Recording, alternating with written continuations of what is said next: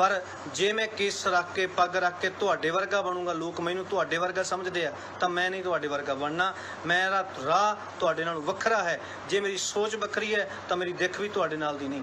मैं तुहाडे नाल दा नहीं बनना चाहुंदा कि मेरी पग वेख के कोई मैनूं समझे कि बड़ा नितनेमी होऊगा, मेरी पग वेख के मैनूं कोई समझे ये अमरधारी होएगा, मेरी पग वेख के समझे ये खालिस्तानी होऊगा, मेरी पग वेख के समझे कि बड़ा ज्ञानी ध्यानी होऊगा। मैं नहीं बनना। सो इसलिए आ पग अज लाई है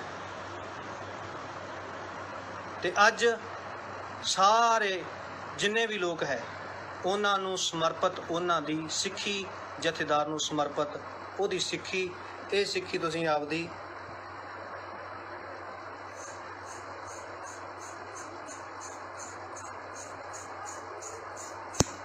ਸੰਭੋ।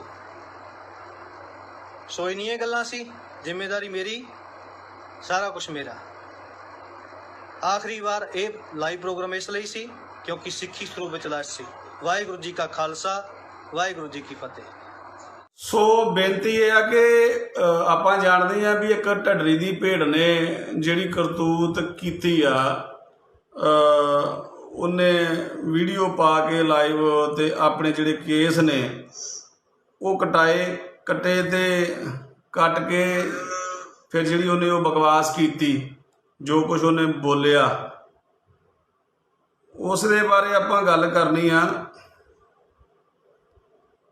ਹਾਂਜੀ, ਸੋ ਬੇਨਤੀ ਹੈ ਕਿ ਢੱਡਰੀ ਦੀ ਭੇਡ ਜਿਹਨੇ ਵੀਡੀਓ ਪਾਈ ਤੇ ਕੇਸ ਕੱਟੇ ਤੇ ਬੜਾ ਬਕਵਾਸ ਵੀ ਉਹਨੇ ਕੀਤਾ, ਕਿਉਂਕਿ ਬਹੁਤੇ ਆਪਣੇ ਭੈਣ ਭਰਾ ਕਈ ਕਹਿ ਦਿੰਦੇ ਆ ਜੀ ਤੁਸੀਂ ਮੁੜ ਕੇ ਜਦੋਂ ਕੋਈ ਇਦਾਂ ਦੀ ਘਟਨਾ ਸਾਹਮਣੇ ਆਉਂਦੀ ਆ ਤੇ ਤੁਸੀਂ ਉਹਨਾਂ ਨੂੰ ਦਬਕੇ ਮਾਰਦੇ ਹੋ, ਕੁੱਟਮਾਰ ਕਰਦੇ ਹੋ, ਕਿਉਂਕਿ ਜ਼ਿਆਦਾਤਰ ਮੇਰੇ ਤੇ ਤਾਂ ਇਹ ਇਲਜ਼ਾਮ ਲੱਗਦਾ ਕਿ ਮੈਂ ਜੀ ਜਿਹੜਾ ਕੋਈ ਇਦਾਂ ਦੀ ਪੰਥ ਵਿਰੋਧੀ ਘਟਨਾ ਹੁੰਦੀ ਆ ਤੇ ਮੈਂ ਅਗਲੇ ਬੰਦੇ ਨੂੰ ਦਬਕੇ ਮਾਰਦਾ ਵਾਂ ਜਾਂ ਮੈਂ ਜਾ ਕੇ ਕੁੱਟਮਾਰ ਕਰਦਾ ਵਾਂ।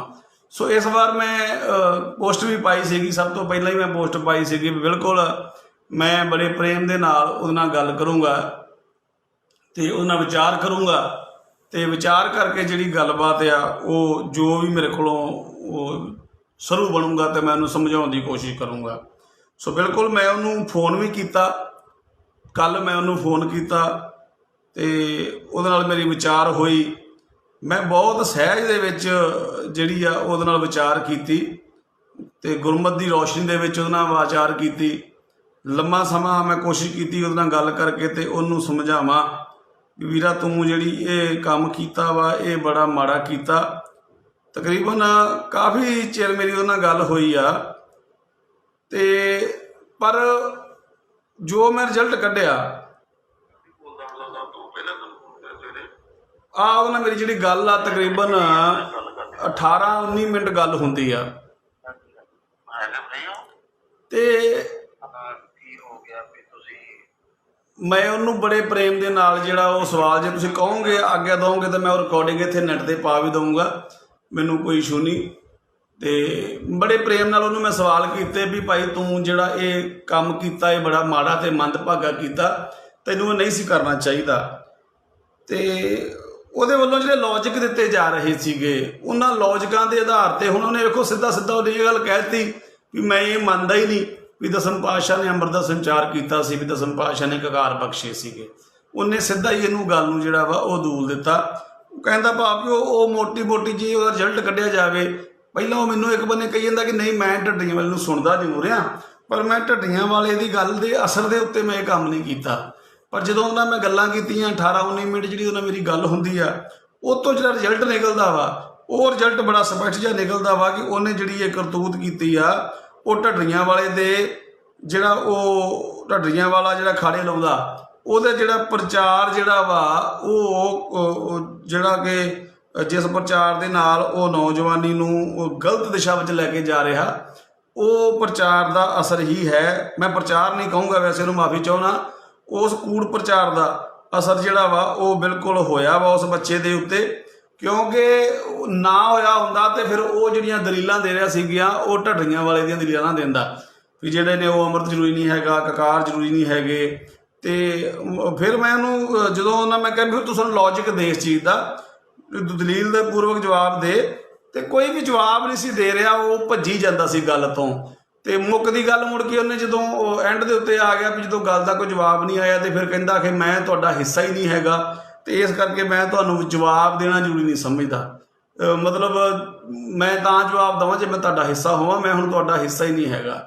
ਤੇ ਫਿਰ ਮੇਰਾ ਉਹਨੂੰ ਇਹ ਵੀ ਸਵਾਲ ਸੀਗਾ ਵੀ ਤੂੰ ਫਿਰ ਭਾਈ ਇਹ ਕਿਉਂ ਕੀਤਾ। ਸੋ ਮੁੱਕਦੀ ਗੱਲ ਆ, ਹੁਣ ਮੈਂ ਉਹਦੇ ਬਾਰੇ ਗੱਲ ਕਰਨੀ ਚਾਹੁੰਦਾ ਵੀ ਲਾਹਨਤ ਆ ਤੇਰੇ ਤੇ, ਬਹੁਤ ਵੱਡੀ ਲਾਹਨਤ ਆ ਤੇਰੇ ਤੇ, ਜੇਕਰ ਤੂੰ ਇਹ ਕਿਸੇ ਮੂਰਖ ਬੰਦੇ ਦੇ ਪਿੱਛੇ ਲੱਗ ਕੇ ਤੇ ਇਹ ਕਦਮ ਚੱਕਿਆ, ਉਹਦੇ ਕੂੜ ਪ੍ਰਚਾਰ ਨੂੰ ਸੁਣ ਕੇ ਤੇ ਇਹ ਨੇਕੀ ਵਰਗਿਆਂ ਦੇ ਜਾਂ ਢੱਡੀ ਵਾਲਿਆਂ ਦੇ ਕੂੜ ਪ੍ਰਚਾਰ ਨੂੰ ਸੁਣ ਕੇ ਤੇ ਕਦਮ ਚੱਕਿਆ। ਲਾਹਨਤ ਆ ਤੇਰੇ ਤੇ। ਤੂੰ ਭੁੱਲ ਗਿਆ ਜਿਹੜੀ ਤੂੰ ਇਹ ਗੱਲ ਕਹਿਣਾ ਕਿ ਮੈਂ ਨਹੀਂ ਬਣਨਾ ਚਾਹੁੰਦਾ ਤੁਹਾਡੇ ਵਰਗਾ, ਵੀ ਮੈਨੂੰ ਮੇਰੀ ਪੱਗ ਬੰਨੀ ਵੇਖ ਕੇ ਕਵੇ। ਫਿਰ ਇੰਨੀ ਉਮਰ ਹੋ ਗਈ ਤੇਰੀ, ਮੈਂ ਉਹਨੂੰ ਉਮਰ ਪੁੱਛੀ ਸੀ, ਮੈਂ ਵੀ ਲੱਗਦਾ 40 ਸਾਲ ਤਾਂ ਹੋਊਗੀ। 40 ਸਾਲ ਤੋਂ ਇਸ ਆਈਡੈਂਟੀਟੀ ਨਾਲ ਤੁਰਿਆ ਫਿਰਦਾ ਰਿਹਾ। 40 ਸਾਲ ਦੇ ਵਿੱਚ ਤੇਰੀ ਇਸ ਆਈਡੈਂਟੀਟੀ ਕਰਕੇ ਤਾਂ ਤੈਨੂੰ ਕੋਈ ਪ੍ਰੋਬਲਮ ਨਹੀਂ ਹੋਈ। 40 ਸਾਲ ਦਾ ਆਈਡੈਂਟੀਟੀ ਕਰਕੇ ਤੂੰ ਇਸ ਆਈਡੈਂਟੀਟੀ ਦੇ ਸਿਰ ਤੇ ਰੋਟੀਆਂ ਖਾਧੀਆਂ, ਇਸ ਆਈਡੈਂਟੀਟੀ ਸਿਰ ਤੇ। ਫਿਰ ਤੂੰ ਦੂਜੀ ਗੱਲ ਕਹਿਣਾ ਕਿ ਮੈਂ ਤਿਆਗ ਦਿੰਦਾ ਵਾ ਤੁਹਾਡੇ ਕੇਸ ਤਿਆਗ ਦੇ।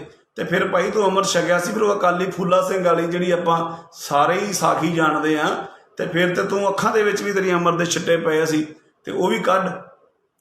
ਸਿਰ ਦੇ ਵਿੱਚ ਤੇਰੇ ਛਿੱਟੇ ਪਏ ਸੀ, ਅੱਖਾਂ ਦੇ ਵਿੱਚ ਪਏ ਸੀ, ਤੂੰ ਛਿੱਟੇ ਪੀਤੇ ਸੀ। ਵਾਹਿਗੁਰੂ ਜਦੋਂ ਅੰਮ੍ਰਿਤ ਤਿਆਰ ਕੀਤਾ, ਫਿਰ ਉਹ ਅੰਮ੍ਰਿਤ ਛਕਾਇਆ, ਤੇਰੇ ਅੰਦਰ ਗਿਆ, ਉਹ ਵੀ ਬਾਹਰ ਕੱਢੀਏ ਫਿਰ ਤੇਰੇ ਅੰਦਰੋਂ। ਜੇ ਤੂੰ ਹਿੱਸਾ ਹੀ ਨਹੀਂ ਰਹਿਣਾ ਚਾਹੁੰਦਾ ਪੰਥ ਦਾ, ਤੂੰ ਕਹਿੰਦਾ ਕਿ ਮੈਂ ਤਿਆਗਦਾ ਤੁਹਾਡਾ ਸਾਰਾ ਕੁਛ, ਤੇ ਤਿਆਗਿਆ ਤਾਂ ਫਿਰ ਤੈਨੂੰ ਸਾਰਾ ਕੁਝ ਤਿਆਗਣਾ ਪੈਣਾ ਭਾਈ। ਇਸ ਕਰਕੇ ਇਹ ਸੌੜੀ ਸੋਚ ਆ। ਹੁਣ ਜਿਹੜੇ ਬਹੁਤੇ ਗੱਲਾਂ ਕਰਦੇ ਹੁੰਦੇ ਨੇ ਕਈ ਵੀ ਤੁਸੀਂ ਢੱਡੀਆਂ ਵਾਲੇ ਦੇ ਵਿਰੋਧੀ ਹੋ, ਸਾਡਾ ਢੱਡੀਆਂ ਵਾਲੇ ਨਾਲ ਕਾਹਦਾ ਵਿਰੋਧ ਯਾਰ? ਸਾਡਾ ਢੱਡੀਆਂ ਵਾਲੇ ਨਾਲ ਕਾਹਦਾ ਵਿਰੋਧ ਆ? ਢੱਡੀਆਂ ਵਾਲਾ ਕੋਈ ਦੁਸ਼ਮਣ ਥੋੜੀ ਸਾਡਾ, ਪਰ ਢੱਡੀਆਂ ਵਾਲੇ ਦੀ ਜਿਹੜੀ ਵਿਚਾਰਧਾਰਾ ਵਾ, ਜਿਹੜੀ ਢੱਡੀਆਂ ਵਾਲੇ ਦੀ ਇੱਦਾਂ ਦੀ ਨੈਗੇਟਿਵ ਸੋਚ ਜਿਹੜੀ ਉਹ ਪ੍ਰਚਾਰ ਰਿਹਾ, ਅਸਲ ਦੇ ਵਿੱਚ ਮੈਂ ਤੱਤ ਕੱਢਿਆ ਢੱਡੀਆਂ ਵਾਲੇ ਦੇ ਜਿਹੜੇ ਕੂੜ ਪ੍ਰਚਾਰ ਦਾ। ਉਹਦਾ ਕਾਰਨ ਬੜਾ ਸਪਸ਼ਟ ਜਿਹਾ ਵਾ। ਢੱਡੀਆਂ ਵਾਲੇ ਦਾ ਇਹ ਕੂੜ ਪ੍ਰਚਾਰ ਕਰਨ ਦਾ ਕਾਰਨ ਇਹ ਆ ਵੀ ਜਿਹੜੀ ਅਜੋਕੀ ਨੌਜਵਾਨੀ ਆ ਨਾ, ਅੱਜ ਦੇ ਸਮੇਂ ਦੀ ਨੌਜਵਾਨੀ, ਉਹ ਨੌਜਵਾਨੀ ਜਿਹੜੀ ਆ ਉਹ ਸੌਖੀ ਸਿੱਖੀ ਭਾਲਦੀ ਆ। ਸੌਖੀ ਸਿੱਖੀ ਤੋਂ ਮੇਰਾ ਭਾਵ ਜਿਹਦੇ ਵਿੱਚ ਸਿਧਾਂਤ ਅਤੇ ਮਰਿਆਦਾ ਜਿਹੜੀ ਆ ਉਹ ਲਾਗੂ ਨਾ ਹੁੰਦੀ ਹੋਵੇ, ਜਿਹਦੇ ਵਿੱਚ ਆਜ਼ਾਦੀ ਹੋਵੇ ਹਰ ਉਹ ਕੰਮ ਕਰਨ ਦੀ ਜਿਸ ਤੋਂ ਗੁਰੂ ਸਾਹਿਬ ਨੇ ਵਰਜਿਆ।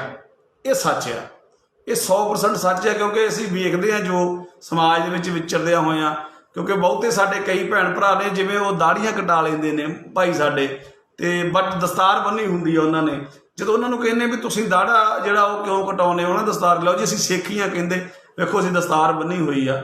ਪਰ ਫਿਰ ਗੱਲ ਇੱਥੇ ਆ ਜਾਂਦੀ ਆ ਵੀ ਜਿਹੜੀ ਤੁਸੀਂ ਗੱਲ ਕਰਦੇ ਹੋ ਕਿ ਆਜ਼ਾਦ ਫੌਜ ਜੀ, ਮੇਰੀ ਬੇਨਤੀ ਆ ਕਿ ਜਿਹੜੇ ਵੀਰ ਨੇ ਕਮੈਂਟ ਕੀਤਾ ਨਾ, ਇਹ ਕੰਵਰਪਾਲ ਸਿੰਘ ਬਾਲ ਨੇ, ਮੈਲਬੌਰਨ ਵਾਲੇ ਨੇ, ਆਪਾਂ ਇਹਦੇ ਨਾਲ ਬੈਸਣਾ ਨਹੀਂ ਵੀਰ ਨਾਲ। ਆਪਣੇ ਕੋਲ ਆਪਸ਼ਨ ਹੈਗੀ ਬਲੌਕ ਕਰਨ ਦੀ।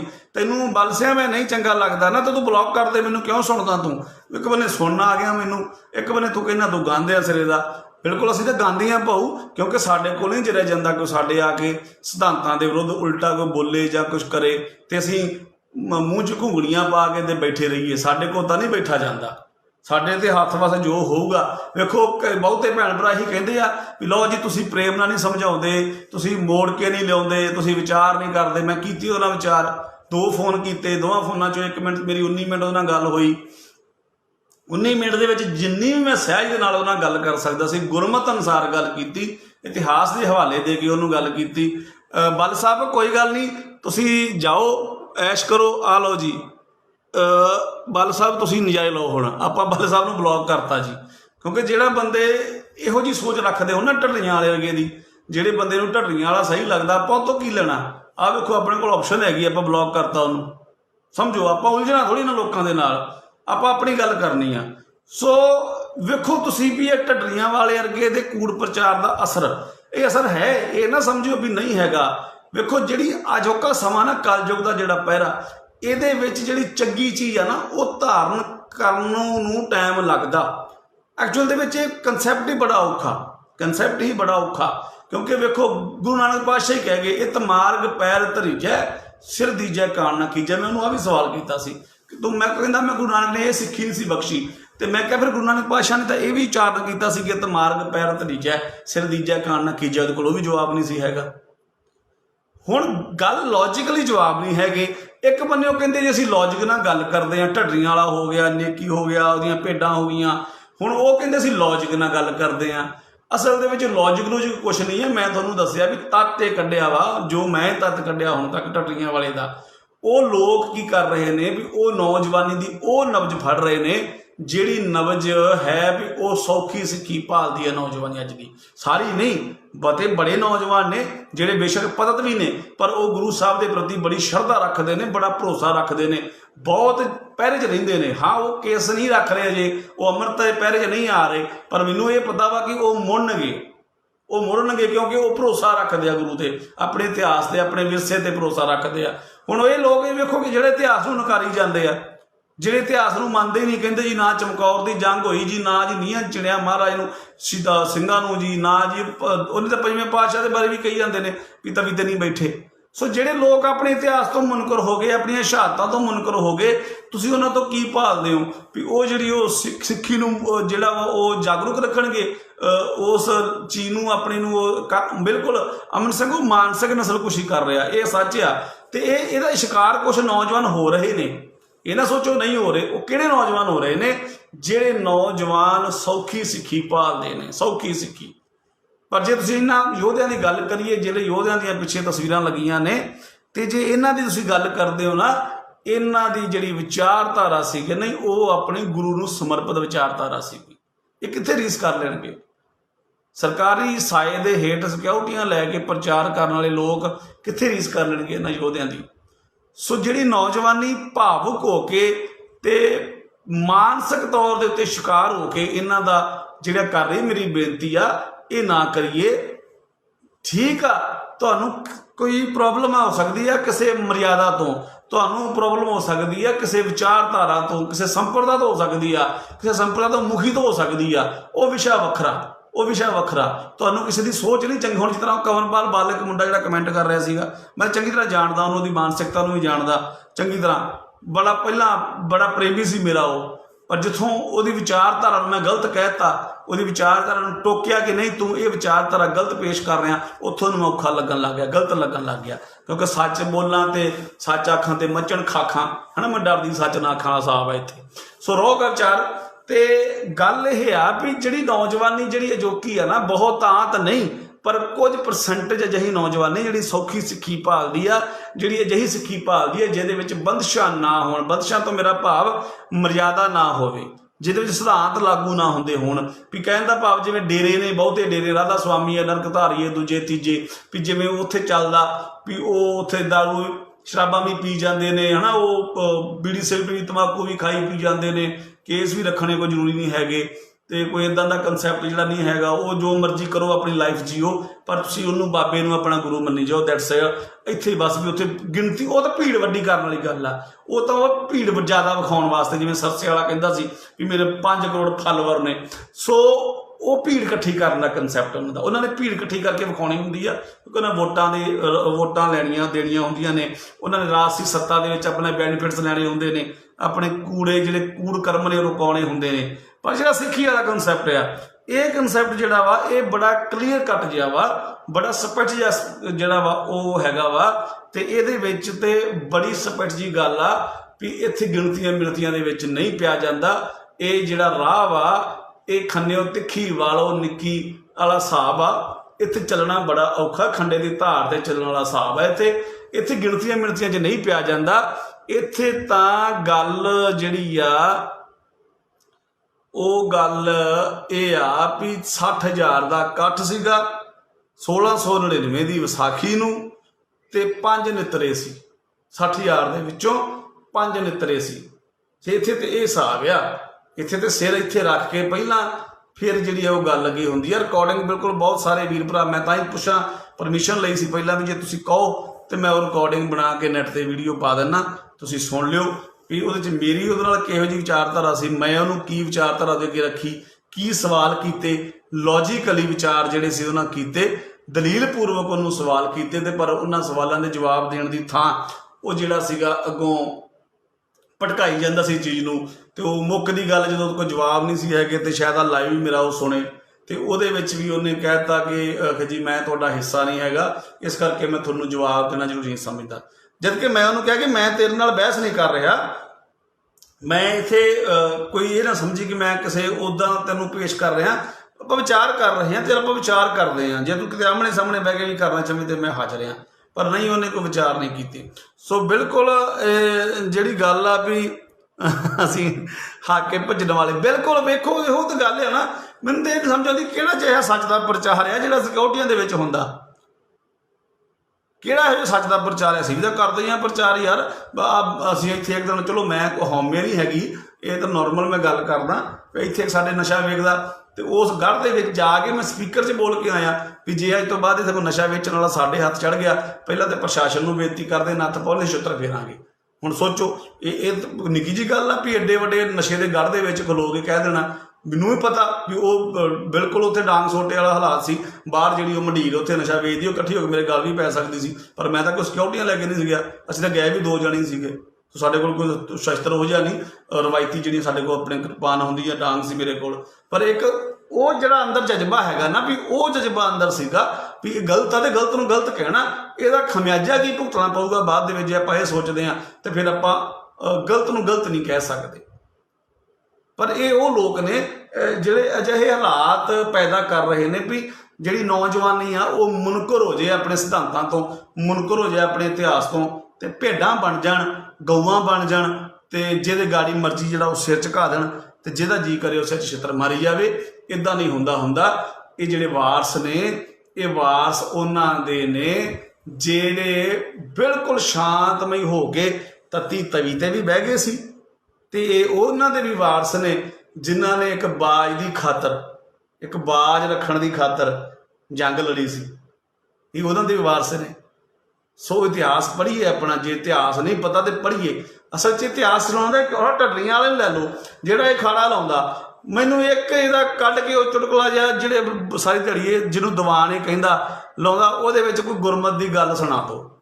ਇੱਕ ਨਵੀਂ ਇਹਨੇ ਕਰਤੂਤ ਕੀਤੀ, ਮੈਂ ਸੁਣਿਆ। ਮੈਂ ਪਹਿਲਾਂ ਸੋਚਦਾ ਸੀ ਐਡਿਟ ਕੀਤੀ ਕਿਸੇ ਨੇ, ਪਰ ਓਰੀਜਨਲ ਨਿਕਲੀ, ਉਹ ਅਸਲੀ ਨਿਕਲੀ ਉਹਦੀ ਉਹ ਆਡੀਓ, ਜਿਹ 'ਚੋਂ ਬੋਲ ਰਿਹਾ ਕਿ ਤੂੰ ਦੂਜੇ ਰਾਹ ਨਹੀਂ ਆਇਆ, ਜਿਹੜਾ ਸਾਡੇ ਤੇ ਤੂੰ ਪਤਾ ਨਹੀਂ ਕਿੱਦਾਂ ਕੁਛ ਬੋਲਦਾ। ਕੀ ਗੁਰੂ ਸਾਹਿਬ ਦੀ ਹਜ਼ੂਰੀ 'ਚ ਕਹਿ ਰਿਹਾ ਕਿ ਤੂੰ ਦੂਜੇ ਰਾਹ ਨਹੀਂ ਆਇਆ? ਲਾਹਣਤ ਤੇਰੇ ਤੇ ਯਾਰ, ਕਿਹੜੇ ਦੂਜੇ ਰਾਹ ਆਇਆ ਮਤਲਬ ਭਲਾ ਕੀ ਕਹਿ ਰਿਹਾ ਹੈ? ਸੋਚੋ ਤੁਸੀਂ, ਕਿੰਨੀ ਗੰਦੀ ਗੱਲ ਗੁਰੂ ਸਾਹਿਬ ਦੀ ਹਜ਼ੂਰੀ 'ਚ ਕਰ ਰਿਹਾ ਹੈ, ਤੇ ਕਿਹੜਾ ਪ੍ਰਚਾਰ ਆ। ਮੈਂ ਤੁਹਾਨੂੰ ਦੱਸਿਆ ਵੀ ਉਹ ਸਿਰਫ ਕਰ ਕੀ ਰਿਹਾ ਵਾ, ਗੁੰਮਰਾਹ, ਕਿਉਂਕਿ ਖਾੜੇ ਉਹਦੇ ਲੱਗ ਨਹੀਂ ਰਹੇ। ਉਹ ਆਪਾਂ ਡਾਂਗ ਸਿਰ ਤੇ ਬੰਦ ਕਰਾਏ ਹੋਏ ਨੇ, ਠੀਕ ਆ। ਹੁਣ ਉਹਦੇ ਕੋਲ ਇੱਕ ਜ਼ਰੀਆ ਇਹ ਆ ਵੀ ਜਿੰਨੇ ਕੁ ਲੋਕ ਕੋਈ ਜਿਹੜੇ ਸੋਸ਼ਲ ਮੀਡੀਆ, ਅਸਲ 'ਚ ਉਹਨੂੰ ਵਹਿਮ ਹੀ ਹੈਗਾ ਵਾ। ਮੈਂ ਤੁਹਾਨੂੰ ਇਹ ਵੀ ਸਪਸ਼ਟ ਕਰ ਦਿਆਂ, ਉਹਨੂੰ ਵਹਿਮ ਵੀ ਹੈਗਾ ਜੀ। ਹੁਣ ਮੈਂ ਇੱਕ ਰਿਕਾਰਡਿੰਗ ਪਾਈ ਸੀ ਸੇਠੀ ਵਾਲੀ, ਜਿਹੜੀ ਮੇਰੀ ਸੇਠੀ ਨਾਲ ਕਨਵਰਸੇਸ਼ਨ ਹੋਈ ਆ, ਉਹ 12 ਲੱਖ ਤੋਂ ਉੱਪਰ ਵਿਊ ਹੋਇਆ। ਇੱਥੇ ਵੀਡੀਓ ਪਈ ਆ, ਥੱਲੇ ਜਾ ਕੇ ਵੇਖ ਲਿਓ। 12 ਲੱਖ ਤੋਂ ਉੱਤੇ ਵਿਊ ਹੋਇਆ। ਪਰ ਉਹ 12 ਲੱਖ ਵਿਊ ਭਲਾ ਕਿਉਂ ਹੋ ਗਿਆ ਪਤਾ? ਕਿਉਂਕਿ ਕਨਵਰਸੇਸ਼ਨ ਇੱਦਾਂ ਦੀ ਸੀਗੀ। ਮੈਂ ਜਜ਼ਬਾਤ ਜਿਹੜੇ ਸੀ ਆਪਣੇ ਉਹ ਜ਼ਾਹਿਰ ਕੀਤੇ ਸੀਗੇ। ਉਹਨੂੰ ਦਬਕਾ ਮਾਰਿਆ ਸੀ ਠੋਕ ਕੇ, ਕਿਉਂਕਿ ਉਹਨੇ ਗਲਤ ਕੀਤਾ ਸੀ। ਉਹ ਕਨਵਰਸੇਸ਼ਨ ਜਿਹੜੀ ਉਹ ਸੁਣਨ ਵਾਸਤੇ ਲੋਕਾਂ ਨੇ ਉਹ ਕੰਨ ਰਸ ਜਿਹੜਾ ਸੀਗਾ ਲਿਆ, ਕੰਨ ਰਸ ਸੀ ਨਾ, ਉਹ ਕੰਨ ਰਸ ਕਰਕੇ ਉਹ 12 ਲੱਖ ਵਿਊ ਹੋ ਗਿਆ। ਵੀ ਸ਼ੇਅਰ ਹੁੰਦੀ 17-18 ਹਜ਼ਾਰ ਸ਼ੇਅਰ ਹੋ ਗਈ, ਤੇ ਲੋਕਾਂ ਨੇ ਵਿਊ ਲਿਆ, ਕੰਨ ਰਸ ਲਿਆ। ਇਹ ਕੰਨ ਰਸ ਆ। ਜਿਹੜਾ ਢੱਡੀਆਂ ਵਾਲਾ ਬਕਵਾਸ ਕਰਦਾ ਉਹ ਕੰਨ ਰਸ ਆ, ਉਹ ਗੁਰਮਤ ਦੀ ਗੱਲ ਥੋੜ੍ਹੀ ਕਰਦਾ। ਮੈਨੂੰ ਕੋਈ ਇੱਕ ਉਹਦੀ ਕੋਈ ਸੀਡੀ, ਕੋਈ ਇੱਕ ਦੀਵਾਨ YouTube ਤੇ ਇੱਦਾਂ ਦਾ ਕੁਝ ਦੇ ਦਿਓ ਉਹਦਾ, ਜਿਹਨੂੰ ਦੀਵਾਨ ਕਹਿੰਦਾ, ਵੀ ਜਿਹਦੇ ਵਿੱਚ ਉਹਨੇ ਕੋਈ ਗੁਰਮਤ ਦੀ ਗੱਲ ਕੀਤੀ ਹੋਵੇ, ਗੁਰੂ ਦੀ ਗੱਲ ਕੀਤੀ ਹੋਵੇ। ਹਾਂ, ਉਹ ਗੁਰੂ ਨੂੰ ਵਰਤਦਾ ਜ਼ਰੂਰ ਆ, ਗੁਰੂ ਦੀ ਗੱਲ ਨੂੰ ਵਰਤਦਾ ਜ਼ਰੂਰ ਆ। ਭਾਵਨਾ ਜਿਹੜੀ ਭਾਵਨਕ ਤੌਰ ਦੇ ਉੱਤੇ ਇਮੋਸ਼ਨਲੀ ਕਰਕੇ ਤੇ ਉਹ ਲਿਆ ਕੇ ਖੜਾ ਕਰ ਦਿੰਦਾ ਅਜਿਹੇ ਪਲੇਟਫਾਰਮ ਦੇ ਉੱਤੇ, ਜਿੱਥੇ ਉਹ ਅਰਥ ਜਿਹੜੇ ਨੇ ਉਹ ਉਲਟੇ ਕਰਕੇ ਤੇ ਉਲਟੇ ਤਰੀਕੇ ਦੇ ਨਾਲ ਲੋਕਾਂ ਦੇ ਵਿੱਚ ਮਾਨਸਿਕ ਤੌਰ ਦੇ ਉੱਤੇ ਜਿਹੜੀ ਨਸਲਘਾਤ ਕਰਦਾ। ਤੇ ਨਸਲਘਾਤ ਦਾ ਵਰਤਾਰਾ ਹੀ ਆ ਵੀ ਮੈਂ ਆਹ ਕੇਸ ਜਿਹੜਾ ਵਾ ਤੀਜਾ ਚੌਥਾ ਸ਼ਾਇਦ ਦੇਖ ਲਿਆ, ਜਿਹੜੇ ਨੌਜਵਾਨ ਇਹਦੇ ਮਗਰ ਲੱਗ ਕੇ ਭਾਵਨਾ ਦੇ ਵਿੱਚ, ਗਲਤ ਭਾਵਨਾ 'ਚ ਬਹਿ ਕੇ ਉਹਨਾਂ ਨੇ ਅਜਿਹੇ ਵਰਤਾਰੇ ਕਰ ਲਿਆ ਕਿ ਉਹਨਾਂ ਨੇ ਸਿੱਖੀ ਤੋਂ ਮੁਨਕਰ ਹੋ ਗਏ। ਚਲੋ ਕਈ ਆਪਣੇ ਭੈਣ ਭਰਾ ਜਿਹੜੇ ਇਹ ਵੀ ਨੇ, ਉਹ ਕਹਿੰਦੇ ਨੇ ਕਿ ਬਹੁਤ ਮੈਂ ਪੋਸਟਾਂ ਵੀ ਦੇਖੀਆਂ ਵੀ ਇਹ ਕੱਚੇ ਪਿੱਲੇ ਨੇ ਝੜ ਗਏ ਨੇ, ਤੇ ਇਹੋ ਜਿਹੇ ਜਿਹੜੇ ਉਹ ਗਏ ਹੀ ਚੰਗੇ ਨੇ। ਠੀਕ ਆ, ਮੈਂ ਸਹਿਮਤ ਹਾਂ ਉਹਨਾਂ ਭੈਣਾਂ ਭਰਾਵਾਂ ਦੇ ਨਾਲ ਵੀ। ਉਹਨਾਂ ਦੀ ਵਿਚਾਰਧਾਰਾ ਵੀ ਬਿਲਕੁਲ ਸਹੀ ਆ ਵੀ ਬਿਲਕੁਲ ਅਜਿਹੇ ਲੋਕਾਂ ਦੀ ਲੋੜ ਵੀ ਨਹੀਂ ਹੈਗੀ ਸਾਨੂੰ, ਜਿਹੜੇ ਲੋਕ ਬੋਝ ਸਮਝਦੇ ਨੇ ਸਿੱਖੀ ਨੂੰ, ਤੇ ਕਿਸੇ ਮੂਰਖ ਦੇ ਪਿੱਛੇ ਲੱਗ ਕੇ ਤੇ ਉਹਨਾਂ ਨੇ ਸਿੱਖੀ ਤੋਂ ਮੁਨਕਰ ਹੋ ਗਏ। ਪਰ ਇੱਕ ਮੈਂ ਚੀਜ਼ ਇਹ ਕਹਿਣੀ ਚਾਹੁੰਦਾ ਵਾਂ ਵੀ ਬਿਲਕੁਲ ਆਪਣੇ ਹੀ ਬੱਚੇ ਨੇ, ਇਸ ਕਰਕੇ ਸਾਡੀ ਪਹਿਲੀ ਕੋਸ਼ਿਸ਼ ਇਹੀ ਹੁੰਦੀ ਹੈ ਕਿ ਉਹਨਾਂ ਬੱਚਿਆਂ ਨੂੰ ਵਿਚਾਰ ਦੇ ਨਾਲ, ਪਿਆਰ ਦੇ ਨਾਲ ਸਮਝਾ ਕੇ ਉਹਨਾਂ ਨੂੰ ਦੱਸਿਆ ਜਾਈਏ ਵੀ ਚਲੋ ਤੁਸੀਂ ਭੜਕ ਗਏ ਹੋ, ਕਿਉਂਕਿ ਹੋ ਜਾਂਦਾ ਵਾ, ਕੋਈ ਐਡੀ ਗੱਲ ਨਹੀਂ। ਇੱਥੇ ਵੇਖੋ ਭਾਈ ਜੋਗਾ ਸਿੰਘ ਦੀ ਸਾਖੀ ਆਪਾਂ ਸਾਰੇ ਜਾਣਦੇ ਹਾਂ ਵੀ ਕਿੰਨਾ ਵੱਡਾ ਉਹ ਮਹਾਰਾਜ ਦਾ ਕਿੱਡਾ ਉਹ ਭਗਤ ਸੀਗਾ, ਨਿਨ ਭਗਤ ਸੀਗਾ, ਕਿੰਨਾ ਉਹ ਭਰੋਸਾ ਕਰਦਾ ਸੀ ਮਹਾਰਾਜ ਤੇ ਕਿੱਡਾ ਉਹ ਪਰਪੱਕ ਸੀ ਸਿੱਖੀ 'ਚ। ਕਿਸੇ ਸਮੇਂ ਵੇਖੋ ਉਹ ਵੀ ਭਟਕ ਗਿਆ ਸੀਗਾ, ਉਹ ਵੀ ਵੇਸਵਾ ਦਾ ਨਾਚ ਵੇਖਣ ਚੱਲਿਆ ਸੀ ਤੇ ਮਹਾਰਾਜ ਨੇ ਖੁਦ ਫਿਰ ਉੱਥੇ ਚੌਂਕੀਦਾਰ ਬਣ ਕੇ ਅਗਲੇ ਬੰਨੇ ਖੜ ਕੇ ਤੇ ਪਹਿਰੇਦਾਰ ਬਣ ਕੇ ਤੁਹਾਨੂੰ ਜਿਹੜਾ ਸੀ ਉਹ ਵਰਜਿਆ ਸੀਗਾ ਤੇ ਉਹਨੂੰ ਦੱਸਿਆ ਸੀਗਾ ਵੀ ਤੂੰ ਗਲਤ ਰਸਤੇ ਜਾ ਰਿਹਾ। ਸੋ ਚਲੋ ਰੋ ਵਿਚਾਰ ਵੀ ਇਹ ਸਿੱਖੀ ਦਾ ਕਨਸੈਪਟ ਇਦਾਂ ਦਾ। ਪਰ ਇਹ ਢੱਡੀਆਂ ਵਾਲੇ ਜਿਹੜੇ ਵਰਗੇ ਜਿਹੜੇ ਲੋਕ ਖਾੜੇ ਲਾ ਕੇ ਤੇ ਇਦਾਂ ਦੀ ਨੌਜਵਾਨੀ ਨੂੰ, ਕਿਉਂਕਿ ਇਹਨਾਂ ਨੌਜਵਾਨੀ ਦੀ ਉਹ ਰੰਗ ਫੜ ਲਈ ਆ, ਕੁਝ ਪਰਸੈਂਟ ਨੌਜਵਾਨੀ ਦੀ ਜਿਹੜੀ ਨੌਜਵਾਨੀ ਗੁਰਮਤ ਤੋਂ ਬਾਹਰ ਜਾ ਕੇ ਸੌਖੀ ਦੀ ਸਿੱਖੀ ਭਾਲਣਾ ਚਾਹੁੰਦੀ ਆ, ਜਿਹਦੇ ਵਿੱਚ ਉਹ ਇਹ ਚਾਹੁੰਦੇ ਆ ਵੀ ਕੋਈ ਬੈਨ ਨਾ ਹੋਵੇ, ਕੋਈ ਮਰਿਆਦਾ ਨਾ ਫਾਲੋ ਕਰਨੀ ਪਵੇ ਸਾਨੂੰ, ਤੇ ਅਸੀਂ ਕਰੀ ਵੀ ਸਾਰਾ ਕੁਝ ਜਾਈਏ, ਅਖਵਾਈਏ ਵੀ ਸਿੱਖ। ਸੋ ਇਹ ਨਹੀਂ ਹੁੰਦਾ, ਇਹ ਵਿਸ਼ਾ ਨਹੀਂ ਹੈਗਾ ਆਪਣਾ, ਇਹ ਸਾਡੀ ਮਰਿਆਦਾ ਨਹੀਂ ਹੈਗੀ, ਸਾਡੇ ਸਿਧਾਂਤ ਨਹੀਂ ਹੈਗੇ। ਸਾਨੂੰ ਗੁਰੂ ਸਾਹਿਬ ਨੇ ਬੜਾ ਸਪਸ਼ਟ ਜਿਹਾ ਜਿਹੜਾ ਵਾ ਉਹ ਕੀਤਾ ਵਾ। ਗੁਰੂ ਨਾਨਕ ਪਾਤਸ਼ਾਹ ਨੇ ਜਿਹੜਾ ਬੂਟਾ ਲਾਇਆ ਤੇ ਹੋਕਾ ਜਿਹੜਾ ਦਿੱਤਾ ਸੀਗਾ ਵੀ ਇਹ ਤਾਂ ਮਾਰਗ ਪੈਰ ਤਰੀਜਾ। ਗੁਰੂ ਨਾਨਕ ਪਾਤਸ਼ਾਹ ਨੂੰ ਪਤਾ ਸੀ ਨਾ ਜੋਤ ਨੂੰ, ਉਸਨੂੰ ਕਿ ਮੈਂ 10ਵੀਂ ਜੋਤ ਦੇ ਵਿੱਚ ਜਾ ਕੇ ਜਿਹੜੀ ਖੇਡ ਵਰਤਾਉਣੀ ਆ, ਉਹ ਖੇਡ ਦੇ ਵਿੱਚ ਫਿਰ ਸਿਰ ਤਲੀ ਧਰਨੇ ਪੈਣੇ ਨੇ। ਤਾਂ 6ਵੇਂ ਪਾਤਸ਼ਾਹ ਨੇ ਜਦੋਂ ਮੀਰੀ ਪੀਰ ਦਾ ਕਨਸੈਪਟ ਜਿਹੜਾ ਸੀਗਾ ਉਹ ਲਾਗੂ ਕੀਤਾ, ਧਾਰਨ ਕੀਤੀਆਂ ਮੀਰੀ ਪੀਰ ਦੀਆਂ ਕਿਰਪਾਨਾਂ, ਅਕਾਲ ਤਖਤ ਸਾਹਿਬ ਦੀ ਸਿਰਜਣਾ ਕੀਤੀ, ਤੇ ਉਹ ਸਪਸ਼ਟ ਹੋ ਗਿਆ ਸੀਗਾ ਵੀ ਜਿਹੜਾ ਖਾਲਸੇ ਦਾ ਰੂਪ ਆ ਉਹ ਕਿੱਦਾਂ ਦਾ ਹੋਊਗਾ ਤੇ ਖਾਲਸਾ ਕਿੱਦਾਂ ਦਾ ਜਿਹੜਾ ਪਹਿਰਾ ਵਾ ਉਹ ਵਰਤਾਊਗਾ।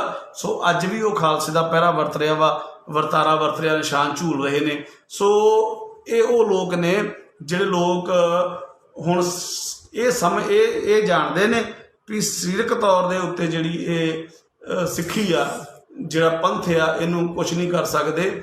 ਇਸ ਕਰਕੇ ਉਹ ਲੋਕ ਹੁਣ ਮਾਨਸਿਕ ਤੌਰ ਦੇ ਉੱਤੇ ਨਸਲ ਘਾਤ ਕਰ ਰਹੇ ਨੇ, ਨਸਲਕੁਸ਼ੀ ਕਰ ਰਹੇ ਨੇ। ਬੇਸ਼ੱਕ ਉਹ ਕਾਮਯਾਬ ਨਹੀਂ ਹੋਣਗੇ, ਕਿਉਂਕਿ ਇਦਾਂ ਦੇ ਬੜੇ ਆਏ, ਬੜਿਆਂ ਨੇ ਆਉਣਾ, ਬੜੇ ਆਉਣਗੇ ਤੇ ਬੜੇ ਗਏ। ਇੱਥੇ ਇਹ ਨਿਸ਼ਾਨ ਇਦਾਂ ਹੀ ਝੂਲਦੇ ਨੇ, ਝੂਲਦੇ ਰਹਿਣੇ ਨੇ। ਖਾਲਸਾ ਪੰਥ ਜਿਹੜਾ ਪ੍ਰਗਟ ਹੋਇਆ ਪੰਥ ਆ, ਇਹ ਚੜ੍ਹਦੀ ਕਲਾ ਜਾਣਾ ਹੋਣਾ। ਤਖਤ ਸਾਹਿਬ ਹੈ ਆਪਣਾ, ਆਪਾਂ ਇਤਿਹਾਸ ਤੋਂ ਵਾਕਫ ਹਾਂ, ਕਿੰਨੀ ਵਾਰ ਢਾਇਆ ਗਿਆ।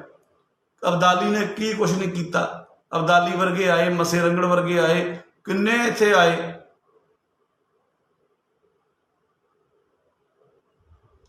ਸੋ ਕਿੰਨੇ ਇੱਥੇ ਆਏ, ਕਿੰਨੇ ਗਏ। ਇਹ ਖਾਲਸਾ ਪੰਥ ਚੜ੍ਹਦੀ ਕਲਾ ਦਾ ਪ੍ਰਤੀਕ ਆ। ਇੱਥੇ ਜੀ ਇੱਕ ਜਾਊਗਾ ਤੇ ਇੱਥੇ 10 ਖੜੇ ਨੇ ਅਗਲੇ ਬੰਨੇ। ਸੋ ਇੱਥੇ ਇਹ ਉਹਨਾਂ ਦੇ ਵਾਰਸ ਨੇ ਜਿਹੜੇ ਛਾਤੀਆਂ ਡਾਹ ਕੇ ਖੜ ਜਾਂਦੇ ਨੇ ਅਗਲੇ ਬੰਨੇ, ਤੋਪਾਂ ਦੇ ਮੂਹਰੇ, ਤੋਪਾਂ ਦੇ ਸਿਰ ਵਾਰਦੇ ਨੇ ਜਿਹੜੇ, ਇਹ ਉਹ ਨੇ ਜਿਹੜੇ 1.25 ਲੱਖ ਨਾਲ ਇਕੱਲੇ ਲੜਦੇ ਨੇ। ਇਹ ਉਹ ਨੇ ਜਿਹੜੇ ਮਸਤ ਹਾਥੀ ਦਾ ਮੁਕਾਬਲਾ ਇੱਕ ਨਾਗਣੀ ਦੇ ਨਾਲ ਕਰ ਲੈਂਦੇ ਨੇ। ਕਿਉਂ? ਕਿਉਂਕਿ ਉਹਨਾਂ ਨੂੰ ਪਤਾ ਕਿ ਸਾਡੇ ਗੁਰੂ ਦਾ ਹੱਥ ਸਾਡੇ ਸਿਰ ਤੇ ਆ। ਇਹ ਯੋਧੇ ਜਿਹੜੇ ਸੀਗੇ, ਇਹ ਸਮੇਂ ਦੀ ਸਰਕਾਰ ਨਾਲ ਮੱਥਾ ਲਾ ਕੇ ਬਹਿ ਗਏ ਸੀ। ਇਹ ਐਵੇਂ ਨਹੀਂ ਸੀ ਬਹਿ ਗਏ, ਇਹਨਾਂ ਨੂੰ ਭਰੋਸਾ ਸੀ ਆਪਣੇ ਗੁਰੂ ਤੇ, ਇਹਨਾਂ ਨੂੰ ਭਰੋਸਾ ਸੀਗਾ ਆਪਣੀ ਮਰਿਆਦਾ ਤੇ, ਸਿਧਾਂਤਾਂ ਤੇ, ਗੁਰਬਾਣੀ ਤੇ, ਇਤਿਹਾਸ ਤੇ। ਇਹਨਾਂ ਨੂੰ ਭਰੋਸਾ ਸੀ ਆਪਣੇ ਵਡੇਰਿਆਂ ਦੀਆਂ ਕੁਰਬਾਨੀਆਂ ਤੇ। ਇਹਨਾਂ ਨੂੰ ਭਰੋਸਾ ਸੀ ਆਪਣੇ ਗੁਰੂ ਦੇ ਉਸ ਕਨਸੈਪਟ ਦੇ, ਜਿਸ ਕਨਸੈਪਟ ਨੂੰ ਗੁਰੂ ਸਾਹਿਬ ਨੇ ਬਖਸ਼ਿਆ ਸਾਨੂੰ। ਸੋ ਇਹਨਾਂ ਲੋਕਾਂ, ਬੇਸ਼ੱਕ ਇਹ ਕਈ ਅਜਿਹੇ ਨੇ ਜਿਹੜੇ ਇਸ ਤਰ੍ਹਾਂ ਆਉਂਦੇ ਨੇ, ਜਾਂਦੇ ਨੇ, ਝੜਦੇ ਨੇ, ਪਰ ਜਿਹੜਾ ਪੰਥ ਆ ਇਹਨੂੰ ਕੋਈ ਖਤਰਾ ਨਹੀਂ ਪੈਦਾ ਹੋਣਾ ਇਹਨਾਂ ਲੋਕਾਂ ਦੇ ਨਾਲ। ਇਹੋ ਜਿਹੇ ਲੋਕਾਂ ਨਾਲ ਜੇ ਸੋਚੀਏ ਵੀ ਕੋਈ ਨੁਕਸਾਨ ਵੀ ਹੋ ਜਾਊਗਾ, ਨੁਕਸਾਨ ਨਹੀਂ ਹੁੰਦਾ, ਪਰ ਹਾਂ ਇੱਕ ਦੁੱਖ ਲੱਗਦਾ ਵਾ। ਇਸ ਕਰਕੇ ਮੈਂ ਉਹਨੂੰ ਬੜੇ ਪ੍ਰੇਮ ਦੇ ਨਾਲ ਫੋਨ ਕਰਕੇ ਸਮਝਾਉਣ ਦੀ ਕੋਸ਼ਿਸ਼ ਕੀਤੀ, ਕਿਉਂਕਿ ਇੱਕ ਮੇਰਾ ਕਾਰਨ ਸਮਝਾਉਣ ਦਾ ਇਹ ਸੀ ਵੀ ਸਾਡੇ ਆਪਣੇ ਕਈ ਭੈਣ ਭਰਾ ਮੁੜ ਕੇ ਇਹ ਕਹਿ ਦਿੰਦੇ ਆ ਵੀ ਤੁਸੀਂ ਹਰ ਵੇਲੇ ਡਾਂਗ ਦੀ ਚੱਕੀ ਰੱਖਦੇ ਹੋ, ਤੁਸੀਂ ਕਿਸੇ ਨੂੰ ਗੱਲ ਨਾਲ ਲਾਉਣ ਦੀ ਕੋਸ਼ਿਸ਼ ਨਹੀਂ ਕਰਦੇ। ਬਿਲਕੁਲ ਗਲਤ। ਅਸੀਂ, ਸਾਡੀ ਪਹਿਲੀ ਕੋਸ਼ਿਸ਼ ਪ੍ਰੇਮ ਦੇ ਨਾਲ ਸਮਝਾਉਣ ਦੀ ਉਹ ਹੁੰਦੀ ਆ। ਪਰ ਹੁਣ ਸਾਡੀ ਵੀ ਤਾਂ ਜਨ ਸ਼ਕਤੀ ਆ ਨਾ, ਕਿੰਨਾ ਕੁ ਜਰੀ ਜਾਈਏ, ਕਿੰਨਾ ਕੁ ਅੱਖੀਂ ਵੇਖ ਕੇ, ਸਾਡੇ ਕੋਲ ਤਾਂ ਮੱਖੀ ਨਿਕਲਣੀ ਹੁੰਦੀ ਨਾ। ਹੁਣ ਕਿੰਨਾ ਕੁ ਕਹੀ ਜਾਈਏ ਵੀ ਠੀਕ ਆ ਭਾਈ, ਤੁਸੀਂ ਸਾਡੇ ਤੇ ਜਿਹੜੇ ਹਮਲੇ ਨੇ ਉਹ ਕਰੀ ਜਾਓ ਸਿਧਾਂਤਕ, ਤੇ ਅਸੀਂ ਵੇਖੀ ਜਾਈਏ। ਸਾਡੇ ਕੋਲ ਤਾਂ ਨਹੀਂ ਵੇਖਿਆ ਜਾਂਦਾ। ਜਿੰਨੇ ਕੁ ਜੋਗੇ ਆ, ਮੈਂ ਫਿਰ ਕਹਿਣਾ ਕਿ ਜਿੰਨੇ ਕੁ ਜੋਗੇ ਆ, ਟੜੇ ਹੋਏ ਆ, ਕਰ ਰਹੇ ਆ ਜਿੰਨਾ ਕਰ ਸਕਦੇ ਆ। ਕਿਉਂਕਿ ਵੇਖੋ ਹਰ ਇੱਕ ਦੀ ਆਪੋ ਆਪਣੀ ਸੇਵਾ ਹੁੰਦੀ ਆ। ਕੋਈ ਲੰਗਰ ਪ੍ਰਸ਼ਾਦਾ ਵਰਤਾਉਣ ਵਾਲਾ ਹੁੰਦਾ, ਕੋਈ ਪਕਾਉਣ ਵਾਲਾ ਹੁੰਦਾ, ਕੋਈ ਪਾਣੀ ਪਿਆਉਣ ਵਾਲਾ ਹੁੰਦਾ, ਕੋਈ ਚੰਗਾ ਪ੍ਰਚਾਰਕ ਹੁੰਦਾ, ਕੋਈ ਚੰਗਾ ਬੁਲਾਰਾ, ਕੋਈ ਕਥਾਵਾਚਕ ਸੋਹਣਾ, ਕੋਈ ਰਾਗੀ ਸੋਹਣਾ, ਕੋਈ ਢਾਡੀ ਸੋਹਣਾ, ਕੋਈ ਡਾਂਗ ਸੋਟੇ ਵਾਲਾ ਸੋਹਣਾ, ਕੋਈ ਡਾਂਗ ਸੋਟਾ ਖੜਕਾਉਣ ਨੂੰ ਵਧੀਆ ਹੁੰਦਾ। ਸੋ ਹਰ ਇੱਕ ਦੀ ਸੇਵਾ ਹੁੰਦੀ ਆ ਆਪੋ ਆਪਣੇ ਪੱਧਰ ਦੇ ਉੱਤੇ। ਸੋ ਹਰ ਇੱਕ ਆਪੋ ਆਪਣੇ ਪੱਧਰ ਤੇ ਸੇਵਾ ਕਰਦਾ। ਸੋ ਜਿਹਦੇ ਕਰਮਾਂ 'ਚ ਜਿੰਨੀ ਸੇਵਾ ਲਿਖੀ ਉਹ ਕਰੀ ਜਾਂਦਾ। ਤੇ ਆਪਾਂ ਇਹ ਨਾ ਕਰਿਆ ਕਰੀਏ। ਦੂਸਰੀ ਮੇਰੀ ਬੇਨਤੀ ਵੀ ਜਿਹੜੀ ਕੋਈ ਸੇਵਾ ਕਰਦਾ ਹੁੰਦਾ ਉਹਦੀਆਂ ਲੱਤਾਂ ਨਾ ਖਿੱਚਿਆ ਕਰੀਏ। ਜਿਹੜਾ ਕੋਈ ਜਿੰਨੇ ਜੋਗਾ ਕਰ ਰਿਹਾ ਨਾ, ਉਹਦਾ ਸਹਿਯੋਗ ਜ਼ਰੂਰ ਕਰਿਆ ਕਰੀਏ। ਇਹ ਮੇਰੀ ਬੇਨਤੀ ਹੈ। ਮੈਂ ਬਹੁਤ ਵੇਖਦਾ ਵਾਂ ਇਹ ਜਿਹੜਾ ਵਰਤਾਰਾ ਵਾ ਵੀ ਵਰਤਦਾ ਵੇਖਦਾ ਕਈ ਵਾਰੀ ਜੇ ਕੋਈ ਆਪਣਾ ਭੈਣ ਭਰਾ ਗੱਲ ਕਰਦਾ। ਹੁਣ ਐਗਜ਼ਾਮਪਲ ਤੁਸੀਂ ਆਏ ਲੈ ਲਓ ਵੀ ਸੇਠੀ ਵਾਲੀ ਗੱਲ ਕਰ ਲਈਏ ਤਾਂ ਸੇਠੀ ਦੀ ਜਦੋਂ ਮੈਂ ਰਿਕਾਰਡਿੰਗ ਜਿਹੜੀ ਮੇਰੀ ਉਹ ਵਾਇਰਲ ਹੋਈ ਤਾਂ ਬਹੁਤ ਜ਼ਿਆਦਾ ਚੈਨਲਾਂ ਨੇ ਸਾਰਿਆਂ ਨੇ ਉਹ ਲਗਭਗ ਲੱਖਾਂ ਮੇਰੇ ਹਿਸਾਬ ਨਾਲ ਕਰੋੜਾਂ ਦੇ ਵਿੱਚ ਹੀ ਲੋਕਾਂ ਨੇ ਉਹ ਸੁਣ ਲਈ ਹੋਣੀ ਆ, ਕਿਉਂਕਿ ਬਹੁਤ ਜ਼ਿਆਦਾ ਉਹ ਚੈਨਲਾਂ ਚੁਣਨਾ ਸਾਰਿਆਂ ਨੇ ਚਲਾਤੀ, ਪੇਜਾਂ 'ਤੇ ਚੱਲ ਗਈ, ਫੇਸਬੁੱਕਾਂ 'ਤੇ ਚੱਲ ਗਈ। ਅਤੇ ਮੈਨੂੰ ਬੜੇ ਫੋਨ ਵੀ ਆਏ ਤਕਰੀਬਨ 4-5 ਦਿਨ ਤੇ ਮੈਨੂੰ ਸਾਰੇ ਲਿਆ ਕੇ ਮੇਰੇ ਕੋਲੋਂ ਇਹਨਾਂ ਕੁ ਫੋਨ ਆਇਆ, ਕਿਉਂਕਿ ਪੇਜ 'ਤੇ ਮੇਰਾ ਨੰਬਰ ਸੀਗਾ ਤਾਂ ਨੰਬਰ ਸੁਭਾਵਿਕ ਤੌਰ 'ਤੇ ਸਾਰਿਆਂ ਕੋਲ ਹੈਗਾ ਸੀ। ਮੈਂ ਸ਼ਾਇਦ ਨੰਬਰ ਬੋਲਿਆ ਵੀ ਸੀ, ਮੈਨੂੰ ਯਾਦ ਨਹੀਂ। ਅਤੇ ਉਹ ਬੜੇ ਮੈਨੂੰ ਫੋਨ ਆਏ ਅਤੇ ਉਹਦੇ ਵਿੱਚੋਂ ਕੁਝ % ਜਿਹੜੀ ਇਹੀ ਵੀ ਸੀਗੀ ਜਿਹੜੀ ਨੈਗੇਟਿਵ ਸੋਚਦੀ ਸੀ ਵੀ ਨਹੀਂ ਜੀ ਤੁਸੀਂ ਆ ਕੇ ਦਬਕਾ ਮਾਰਿਆ ਜੀ, ਤੁਸੀਂ ਉਹਨੂੰ ਪਿਆਰ ਨਾਲ ਵੀ ਸਮਝਾ ਸਕਦੇ ਸੀ। ਪਰ ਮੇਰੀ ਇਹ ਗੱਲ ਆ ਵੀ ਪਿਆਰ ਨਾਲ ਤੁਹਾਨੂੰ ਸਮਝਾਈਏ ਯਾਰ, ਜਿਹਨੂੰ ਪਤਾ ਨਾ ਹੋਵੇ ਪਿਆਰ ਨਾਲ ਤੁਹਾਨੂੰ ਸਮਝਾਈਏ, ਜਿਹੜਾ ਅਣਜਾਣ ਹੋਵੇ। ਜਿਹੜਾ ਜਾਣਕਾਰ ਬੰਦਾ, ਜਿਹੜਾ ਸਭ ਕੁਝ ਜਾਣਦਾ, ਉਹਨੂੰ ਕੀ ਸਮਝਾਈਏ ਪਿਆਰ ਦੇ ਨਾਲ। ਹੁਣ ਜਿਸ ਤਰ੍ਹਾਂ ਇਹ ਮੁੰਡੇ ਨੇ ਜਿਹੜੀ ਕਰਤੂਤ ਕੀਤੀ ਆ, ਹੁਣ ਇਹਨੂੰ ਆਪਾਂ ਕੋਈ ਆਖੇ ਸਾਨੂੰ ਕੋਈ ਪਿਆਰ ਦੇ ਨਾਲ ਸਮਝਾਓ ਜੀ, ਤੇ ਇਹਨੂੰ ਪਿਆਰ ਨਾਲ ਸਮਝਾਇਆ ਫਿਰ, ਪਰ ਇਹ ਪਿਆਰ ਨਾਲ ਸਮਝਣ ਵਾਲਾ ਨਹੀਂ ਹੈਗਾ। ਇਹ ਵੀ ਮੈਂ ਤੁਹਾਨੂੰ ਦੱਸਾਂ ਤੁਹਾਨੂੰ, ਇਹ ਛਿੱਤਰਾਂ ਦੇ ਲਾਇਕ ਹੁੰਦੇ ਨੇ ਜਿਹੇ ਵੀ ਇਹ ਜਿਹਨੂੰ ਭੁੰਜੇ ਭਾਇਆ ਹੋਵੇ ਤੇ ਫਿਰ ਉਹ ਅਕਾਲੀ ਫੂਲਾ ਸਿੰਘ ਦਾ ਵਰਤਾਰਾ ਜਿਹੜਾ ਨਾ ਉਹ ਵਰਤਾਵੇ ਵੀ ਭਾਈ ਫਿਰ ਜੇ ਤੂੰ ਸਾਡੀ ਸਿੱਖੀ ਛੱਡਣ ਤੇ ਆਇਆ ਫਿਰ ਸਾਰਾ ਕੁਝ ਵਾਪਸ ਕਰ। ਫਿਰ ਉਹ ਅਮਰ ਦੇ ਜਿਹੜੇ ਛੱਟੇ ਤੇਰੀ ਅੱਖਾਂ 'ਚ ਵੱਜੇ ਨੇ ਨਾ, ਅਸੀਂ ਉਹ ਵੀ ਬਾਹਰ ਕੱਢਣੇ ਨੇ। ਤੇਰੇ ਕੰਨਾਂ 'ਚ ਵੀ ਪਾਇਆ ਸੀ ਯਾਰ, ਤੇਰੇ ਮੂੰਹ 'ਚ ਵੀ ਪਾਇਆ ਸੀ, ਤੇਰੇ ਮੂੰਹ 'ਚੋਂ ਵੀ ਕੱਢਣਾ, ਢਿੱਡ ਪਾੜਨਾ ਤੇਰਾ। ਉਹ ਗੱਲ ਇਹ ਆ। ਬਾਕੀ ਮੇਰੀ ਬੇਨਤੀ ਆ ਜਿਹੜੀ ਨੌਜਵਾਨੀ ਖਾਸ ਕਰਕੇ ਆ, ਵੇਖੋ ਇਹ ਕਨਸੈਪਟ ਬਿਲਕੁਲ ਬਹੁਤ ਔਖਾ ਵਾ, ਇਹ ਰਸਤਾ ਬਹੁਤ ਔਖਾ, ਇਸ ਰਸਤੇ 'ਤੇ ਚੱਲਣਾ ਬੜਾ ਔਖਾ। ਇਹ ਵੇਖਣ ਨੂੰ ਸ਼ਾਇਦ ਬੜਾ ਸੌਖਾ ਲੱਗਦਾ ਹੋਵੇ, ਪਰ ਇਹ ਰਾਹ ਸੱਚੀ ਮੁੱਚੀ ਬੜਾ ਔਖਾ, ਬੜੀਆਂ ਔਕੜਾਂ ਝੱਲਣੀਆਂ ਪੈਂਦੀਆਂ ਨੇ। ਇਹ ਤਾਂ ਖੁਦ ਪਾਤਸ਼ਾਹ ਮਾਛੀਵਾੜੇ ਜੰਗਲਾਂ ਵਿੱਚ ਆਪਾਂ ਜਾਣਦੇ ਹਾਂ ਇਤਿਹਾਸ ਚੰਗੀ ਤਰ੍ਹਾਂ ਵੀ ਕਿਸ ਤਰ੍ਹਾਂ ਮਹਾਰਾਜ ਨੇ ਖੇਡਾਂ ਵਰਤਾਈਆਂ, ਸਾਨੂੰ ਵਰਤਾ ਕੇ ਦੱਸਿਆ ਵੀ ਅਜਿਹੇ ਸਮੇਂ ਵੀ ਆ ਸਕਦੇ ਨੇ, ਬਾਦਸ਼ਾਹ ਵੀ ਰਹਿ ਸਕਦੇ ਆ ਤੇ ਸਾਨੂੰ ਕਿਸੇ ਸਮੇਂ ਜਿਹੜਾ ਅਜਿਹੇ ਹਾਲਾਤ ਦਾ ਸਾਹਮਣਾ ਵੀ ਕਰਨਾ ਪੈ ਸਕਦਾ ਵੀ ਜੰਗਲਾਂ ਦੇ ਵਿੱਚ ਪੱਥਰਾਂ ਦੇ ਸਿਰਹਾਣੇ ਲੈ ਕੇ ਵੀ ਪਾਤਸ਼ਾਹ ਨੂੰ ਸਾਡੇ ਨੂੰ ਸੌਣਾ ਪਿਆ। ਸਾਨੂੰ ਸਿਖਾਇਆ ਮਹਾਰਾਜ ਨੇ, ਸਾਨੂੰ ਸਾਰਾ ਕੁਝ ਸਮਝਾਇਆ ਮਹਾਰਾਜ ਨੇ, ਸਾਨੂੰ ਜਿੱਥੇ ਧਰਮ ਦੇ ਉੱਤੇ ਪਹਿਰਾ ਦੇਣਾ ਸਿਖਾਇਆ ਉੱਥੇ ਸਿਆਸਤ ਵੀ ਸਿਖਾਈ ਮਹਾਰਾਜ ਨੇ। ਹਰ ਇੱਕ ਵਰਤਾਰਾ ਮਹਾਰਾਜ ਨੇ ਸਿਖਾਇਆ, ਸਾਨੂੰ ਉਹ ਸਿੱਖਣ ਦੀ ਲੋੜ ਆ, ਸਮਝਣ ਦੀ ਲੋੜ ਆ। ਅਜਿਹੀਆਂ ਭੇਡਾਂ ਬੜੀਆਂ ਆਉਣਗੀਆਂ, ਬੜੀਆਂ ਆਈਆਂ ਨੇ, ਇਹ ਨਾਲ ਕੋਈ ਫਰਕ ਨਹੀਂ ਪੈਣਾ। ਜੇ ਅਬਦਾਲੀ ਵਰਗੇ ਆਏ, ਮੱਸੇ ਵਰਗੇ, ਔਰੰਗਜ਼ੇਬ ਵਰਗੇ ਆਏ, ਇੰਦਰਾ ਵਰਗੇ ਆਏ ਤੇ ਪੰਥ ਨੂੰ ਤਾਂ ਨਹੀਂ ਕੁਝ ਹੋਇਆ, ਤੇ ਅਜਿਹੇ ਹੋਰ ਵੀ ਬੜੇ ਆਉਣਗੇ ਤੇ ਪੰਥ ਨੂੰ ਤਾਂ ਵੀ ਕੁਝ ਨਹੀਂ ਹੋਣਾ। ਚੜ੍ਹਦੀ ਕਲਾ ਦਾ ਪ੍ਰਤੀਕ ਪੰਥ ਆ, ਕਿਉਂਕਿ ਇੱਥੇ ਪੰਥ 'ਚ ਬਹੁਤ ਬੈਠੇ ਨੇ ਯੋਧੇ, ਬੜੇ ਵੀਰ ਭਰਾ ਭੈਣਾਂ ਮਾਵਾਂ ਪਿਓ ਸਾਡੇ ਬੈਠੇ ਨੇ ਜਿਹੜੇ ਪੰਥ ਨੂੰ ਸਮਰਪਿਤ ਨੇ, ਸਿਧਾਂਤਾਂ ਨੂੰ ਮਰਿਆਦਾ ਨੂੰ ਸਮਰਪਿਤ ਨੇ, ਤੇ ਉਹ ਇਸ ਲਹਿਰ ਨੂੰ ਅੱਗੇ ਲੈ ਕੇ ਚੱਲ ਰਹੇ ਨੇ ਤੇ ਚੱਲਣਗੇ। ਬਾਕੀ ਮੇਰੀ ਬੇਨਤੀ ਆ, ਮੇਰਾ ਲਾਈਵ ਹੋਣ ਦਾ ਕਾਰਨ ਇਹ ਸੀਗਾ ਕਿ ਕਿਉਂਕਿ ਬਹੁਤ ਭੈਣ ਭਰਾ ਮੁੜ ਕੇ ਲਾਮਾ ਦੇ ਦਿੰਦੇ ਆ ਵੀ ਅਕਾਲੀ ਜੀ ਤੁਸੀਂ ਜੀ ਦਬਕੇ ਮਾਰ ਦਿੰਦੇ ਹੋ ਜੀ, ਸਮਝਾਉਂਦੇ ਨਹੀਂ। ਸੋ ਪਿਆਰ ਨਾਲ ਸਮਝਾਇਆ ਸੀ, ਉਹ ਸਮਝਿਆ ਨਹੀਂ। ਹੁਣ ਅਗਲਾ ਜਿਹੜਾ ਵਾ ਉਹ ਫਿਰ ਗੁਰੂ ਸਾਹਿਬ ਦਾ ਹੁਕਮ ਜਿੱਦਾਂ ਹੋਊਗਾ, ਜਿਹਦੇ ਕਰਮਾਂ 'ਚ ਕੋਈ 4 ਛੇਤਰ ਉਹਦੇ ਕਰਮਾਂ 'ਚ ਮਾਰਨ ਹੋਣਗੇ ਉਹਦੇ ਵੱਜ ਜਾਣਗੇ, ਕਿਉਂਕਿ ਉਹਨੇ ਕਰਤੂਤ ਸੱਚੀ ਬਹੁਤ ਮਾੜੀ ਕੀਤੀ ਆ। ਅਸੀਂ ਲੀਗਲ ਵੀ ਸਲਾਹ ਲੈ ਰਹੇ ਹਾਂ ਵੀ ਲੀਗਲ ਓਪੀਨੀਅਨ ਲੈ ਕੇ ਵੀ ਜਿਹੜਾ ਵਾ ਉਹਦੇ 'ਤੇ ਕਾਰਵਾਈ ਜਿਹੜੀ ਬਣਦੀ ਉਹ ਵੀ ਕਰਾਈਏ। ਅਤੇ ਜੇ ਸਾਡੇ ਕਰਮਾਂ 'ਚ ਸੇਵਾ ਹੋਈ ਤੇ 4 ਛੱਤਰ ਵੀ ਉਹਦੇ ਸਿਰ 'ਚ ਮਾਰੀਏ ਤੇ ਉਹਨੂੰ ਦੱਸੀਏ ਵੀ ਜਿਹੜਾ ਤੂੰ ਇਹ ਕਰਤੂਤ ਕੀਤੀ ਹੈ ਬੜੀ ਮਾੜੀ ਕੀਤੀ ਹੈ। ਸੋ ਧੰਨਵਾਦ ਆਪ ਸੰਗਤਾਂ ਦਾ। ਮੇਰੀ ਖਾਸ ਕਰਕੇ ਸੰਗਤਾਂ ਦੇ ਚਰਨਾਂ 'ਚ ਬੇਨਤੀ ਕਿ ਪਰਵਾਹ ਨਾ ਕਰਿਆ ਕਰੋ, ਦਿਲ ਨਾ ਢਾਇਆ ਕਰੋ ਇਹਨਾਂ ਲੋਕਾਂ ਦੀਆਂ ਅਜਿਹੀਆਂ ਕਰਤੂਤਾਂ ਕਰਕੇ। ਕੋਈ ਨਵਾਂ ਨਹੀਂ ਹੈਗਾ, ਇਹ ਤਾਂ ਹੁਣ ਸੋਸ਼ਲ ਮੀਡੀਆ ਆ ਗਿਆ ਤੇ ਚੀਜ਼ ਸਾਹਮਣੇ ਆ ਜਾਂਦੀ ਆ। ਇੱਦਾਂ ਦੇ ਕੁੱਤੇ ਬਿੱਲੇ ਪਹਿਲਾਂ ਵੀ ਬੜੇ ਸੀਗੇ ਤੇ ਗਾਂ ਵੀ ਬੜੇ ਹੋਣਗੇ। ਆਹ ਢੱਡੀਆਂ ਵਰਗੀਆਂ ਯੂਠਾਂ ਪਹਿਲਾਂ ਵੀ ਬੜੀਆਂ ਸੀ, ਹੁਣ ਵੀ ਹੋਣਗੀਆਂ, ਗਾਂ ਵੀ ਆਉਣਗੀਆਂ, ਇਹਨਾਂ ਨਾਲ ਫਰਕ ਨਹੀਂ ਪੈਣਾ। ਸੋ ਚੜ੍ਹਦੀ ਕਲਾ 'ਚ ਰਿਹਾ ਕਰੋ। ਇਹ ਪ੍ਰਗਟ ਹੋਇਆ ਖਾਲਸਾ ਵਾ, ਤੇ ਜਿਹੜਾ ਖਾਲਸਾ ਪ੍ਰਗਟ ਹੋਇਆ ਵਾ ਇਹਨੂੰ ਕੁਛ ਨਹੀਂ ਹੋਣਾ, ਇਹਨੂੰ ਕੁਛ ਨਹੀਂ ਹੋ ਸਕਦਾ। ਹਾਂ, ਸਿਧਾਂਤਕ ਜਦੋਂ ਘੇਰਾਬੰਦੀ ਹੁੰਦੀ ਆ ਉਦੋਂ ਹਾਲਾਤ ਕਈ ਵਾਰੀ ਅਜਿਹੇ ਬਣ ਜਾਂਦੇ ਨੇ ਜਿਹਦੇ ਵਿੱਚ ਬਿਲਕੁਲ ਆਪਾਂ ਨੂੰ ਫਿਕਰਮੰਦ ਹੋਣਾ ਚਾਹੀਦਾ। ਫਿਕਰਮੰਦ ਹੋ ਕੇ ਦੁਸ਼ਮਣ ਵੱਲੋਂ ਕੀਤੇ ਜਾ ਰਹੇ ਹਮਲੇ ਦਾ ਜਵਾਬ ਦੇਣ ਵਾਸਤੇ ਸਾਨੂੰ ਤਤਪਰ ਰਹਿਣਾ ਚਾਹੀਦਾ। ਇਹ ਬਿਲਕੁਲ ਸਹੀ ਆ, ਉਹਦੇ ਵਾਸਤੇ ਸਾਨੂੰ ਪ੍ਰਪੇਅਰ ਰਹਿਣਾ ਚਾਹੀਦਾ। ਤੇ ਸਭ ਤੋਂ ਵੱਡਾ ਜਿਹੜਾ ਕਰਨ ਵਾਲਾ ਕਾਰਜ ਆ ਉਹ ਇਹ ਆ ਕਿ ਅਸੀਂ ਪ੍ਰਚਾਰ ਕਰੀਏ, ਵੱਧ ਤੋਂ ਵੱਧ ਗੁਰਸਿੱਖੀ ਦਾ, ਗੁਰਮਤਿ ਦਾ ਪ੍ਰਚਾਰ ਕਰੀਏ।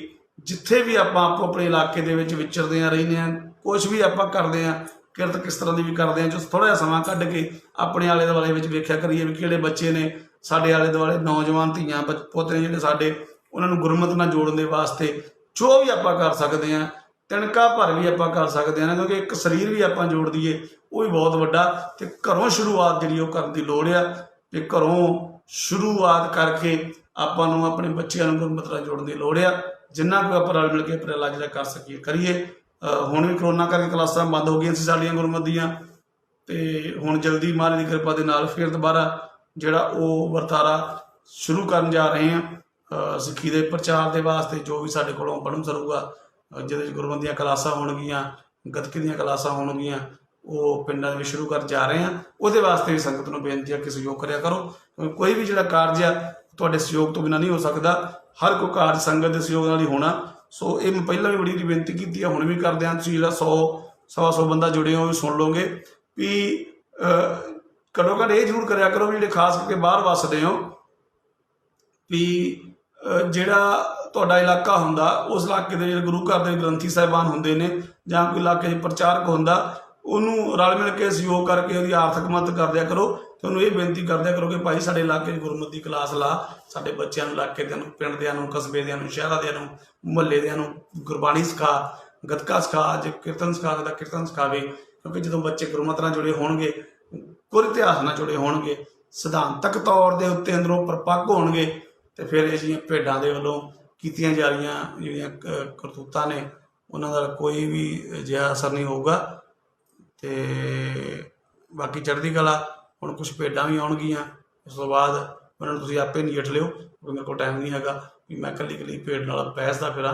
ਮੇਰੇ ਕੋਲ ਤਾਂ ਆਪਸ਼ਨ ਹੈਗੀ ਬਲੌਕ ਕਰਨ ਦੀ, ਮੈਂ ਤਾਂ ਉਹ ਕਰ ਦਿੰਦਾ ਹੁੰਦਾ। ਮੈਂ ਬਹਿਸਦਾ ਨਹੀਂ ਹੁੰਦਾ ਇਹਨਾਂ ਨਾਲ, ਕਿਉਂਕਿ ਇਹਨਾਂ ਲੋਕਾਂ ਨਾਲ ਬਹਿਸਣ ਦਾ ਫਾਇਦਾ ਨਹੀਂ। ਵੀ ਜਿਹੜੇ ਬੰਦੇ ਨੇ ਇਹ ਫੈਸਲਾ ਕਰ ਲਿਆ ਕਿ ਮੈਂ ਖੁਦ ਛਾਲ ਮਾਰਨੀ ਆ, ਜਿੰਨਾ ਮਰਜ਼ੀ ਫੜ ਕੇ ਬਾਂਹ ਤੋਂ ਖਿੱਚੀ ਜਾਓ, ਉਹਨੇ ਮਾਰੀ ਦੇਣੀ ਆ।